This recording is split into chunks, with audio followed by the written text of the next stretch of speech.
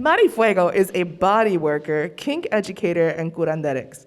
They entered kink spaces from a healing lens. MariFuego is dedicated to fostering pleasure, intimacy, and connection to self and others.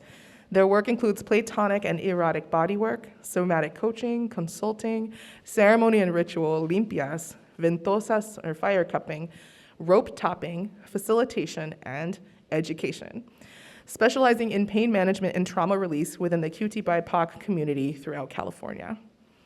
And then they're also working with Rai, who goes by she, her pronouns, is a queer, trans femme, Southeast Asian drummer, artist, and kinkster, driven by love, rage, and liberation in mind.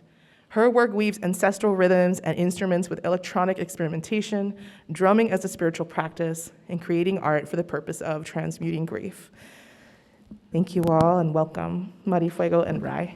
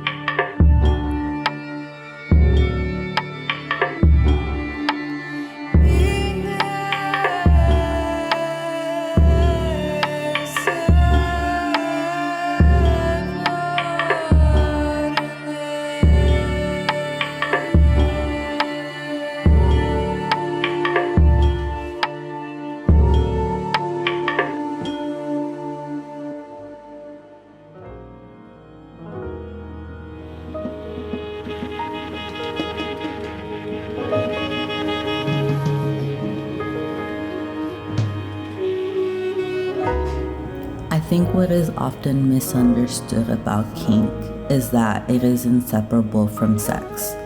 However, platonic kink can exist. Sexual desire can exist and be separate from sexual act. And eroticism and erotic power can be used to help transcend and transmute.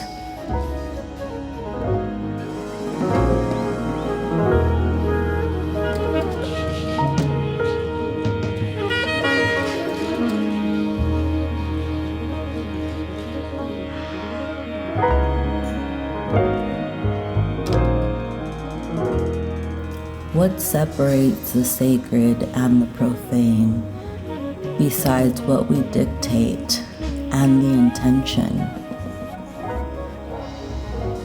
A flogging as a limpia, rope bondage as a sobada, sensory deprivation as a death ceremony, blood offerings to ease collective pain.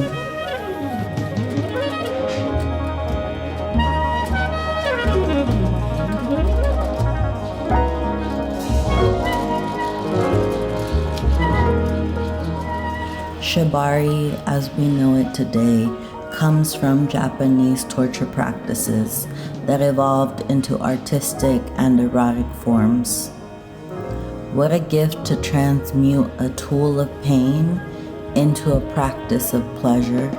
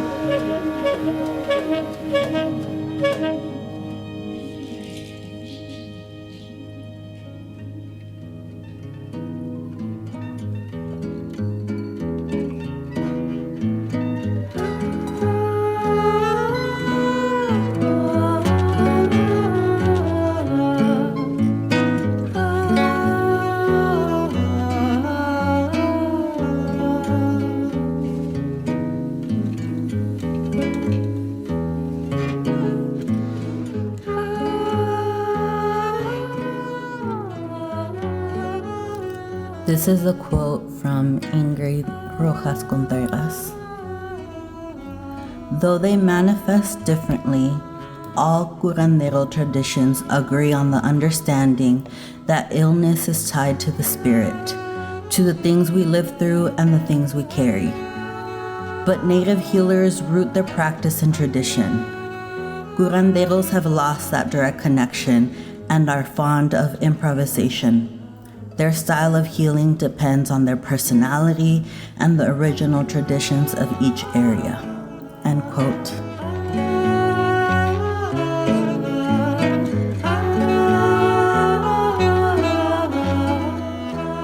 For me, that has meant often that I need to fuck around and find out. And from there comes the blending of kink, somatics, and curanderismo traditions woven into this ceremony.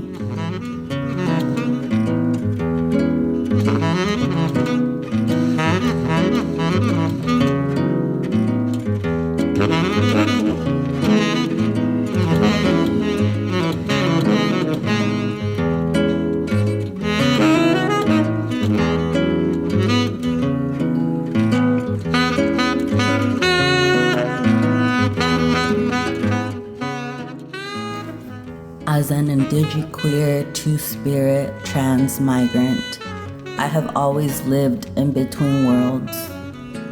The more I become who I am, the less I fit into this world and society. I am learning that my medicine as a queer person is to seek truth and birth unimaginable worlds into existence. This is my offering, my purpose, to blend, to love, to open gates and build bridges across worlds so we may experience the connection we long for and come back to ourselves.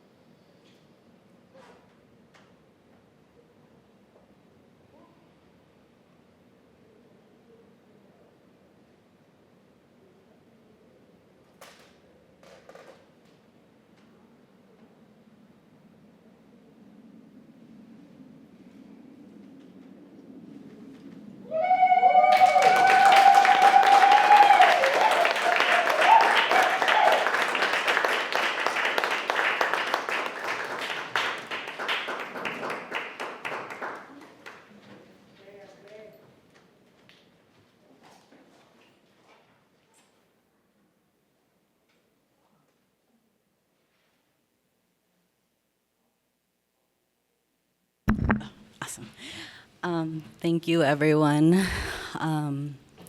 Rai and I have been working on ceremony for a while, and I find it very interesting where we ended today, because I feel like part of doing the ties in advance was a way to symbolize all the shit we carry and are constantly carrying. And I think like as a body worker, as a curanderex, often people want immediate fixes. And I often tell people like, think about how many years or how much time it took for that thing in your body to accumulate to the level where now it's screaming at you.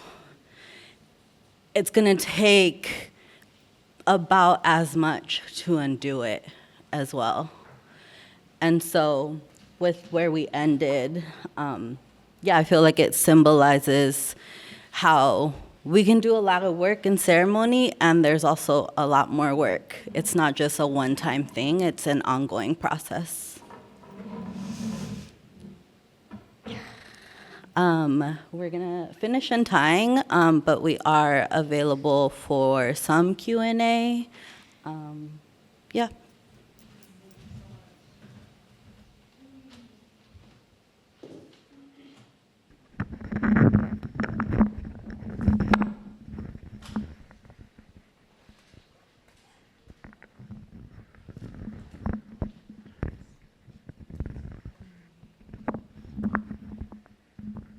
You're available for that right now? Yeah. Okay.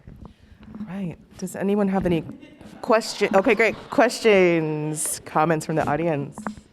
Hey, what's up, audience member here, Janae? Yeah, so thanks to both of you. That was great. I enjoyed like seeing you guys like prep outside and everything. First off, I always like really appreciate like displays of like intimacy and tenderness like with kink performance. So thanks for that too. 'Cause like, you know, stuff can be like, you know, like a little intense, and that's cool. But like I really appreciate like seeing like, you know, like demonstrating like your care for the other person on stage, and that's dope. I don't know. Yeah, I've got a question for sorry, what was your name? Rye? Okay. How did you feel like near the end of that? Like when like, you know, that music was getting really like, sorry, the drums were getting like really like climactic, I guess. That's it. Yeah, how are you feeling towards the end of that? Like when like your drumming was getting like really like climactic and kind of like building that big crescendo, like the, you know, like the tempo was going up? Hi, thank you so much for your words. And yeah, first off, it feels really special to share like a level of intention and intimacy and like vulnerability to do this process. It's not an easy thing to do, like an intimate kink ceremony performance in front of people like this. I think for me, drumming as like a spiritual practice mixing with kink as a spiritual practice feels like a really special intersection for us to share and like play and fuck around, right, and experiment with.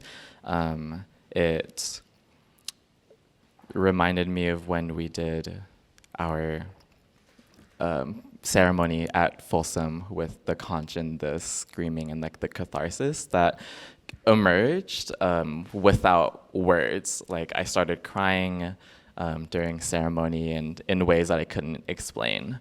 And I think that with the drumming here and the slow intimacy and like the removal of the rope and the removal of like the weight and almost like the tight tension and like the trauma like releasing from the body, it's like the ebbing and the flowing of the rhythms and the singing from the body and like the heart and like the lungs too.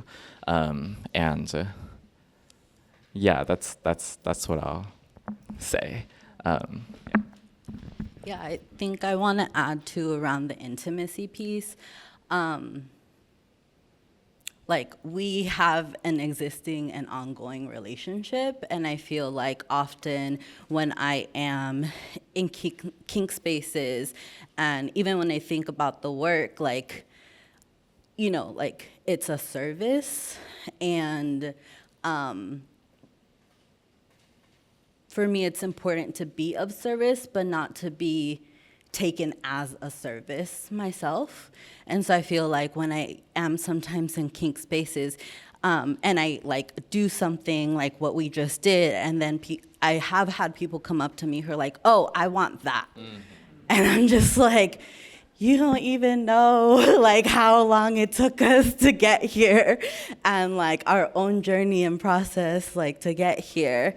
And like I think that's the same with like body work, right? It's like the first session, I feel like it's always an attunement, and it's always a introduction to one another, and me getting to know a person's body and them getting to know my touch and their body, their system, deciding like, oh, do I trust or do I not?